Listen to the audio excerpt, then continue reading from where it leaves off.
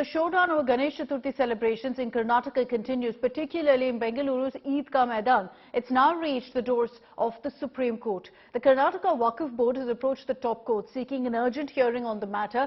This after the Karnataka High Court permitted the state government to allow Ganesh Chaturthi celebrations at the Idgah Maidan. Senior advocate Kapil Sibal, who is representing the Waqf Board, mentioned the matter for urgent hearing before the Chief Justice UU Lalit. The Karnataka Waqf Board says that unnecessary religious tension is being created and that Muslims have been offering prayers at the Idgah Maidan for years. The board also claims ownership of the ground in Bengaluru's Chamarajpet. The Supreme Court hearing comes after the Karnataka High Court allowed the state government to use the Idgah Maidan for religious and cultural activities for a limited period, which means Ganesh Chaturthi can also be celebrated there. The state government was also asked to pass appropriate orders.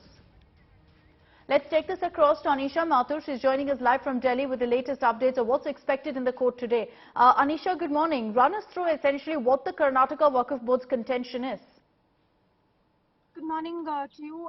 Today is going to be a crucial hearing to see where this entire controversy goes. Now remember, yesterday was the mentioning for urgent hearing on this matter. The Karnataka Waqf Board and the Idgah Management Committee, the Karnataka Muslim Association, both have moved petitions in the Supreme Court. They have three main contentions essentially. First of all, that there is a concerted effort being made to destabilize communal harmony, that there is a chance that there are persons who are claiming that if they are not allowed to enter the Idgah and perform the functions of and rituals of other religions, there will be some sort of violence, and for that an FIR has already been registered. This is one thing that they have pointed out.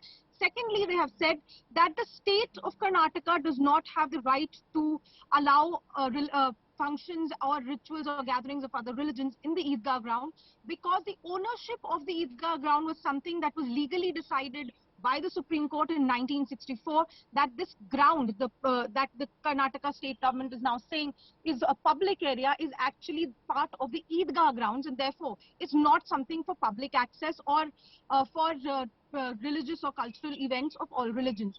Thirdly, what they have said is that this issue is going to create further tension in the state of Karnataka, and that is why they've said that there should be an urgent hearing on the matter. Remember, last week the Karnataka High Court had said that since this question of ownership of the land, of what the land is in the revenue records versus what the status of the land is in court records is different, then till that time the state government can take a call on whether to allow religious and cultural gatherings at the Idgah Maidan, and that is why this matter has now come to the apex court. And today at around 2:30 p.m. we'll see the hearing happen in the court.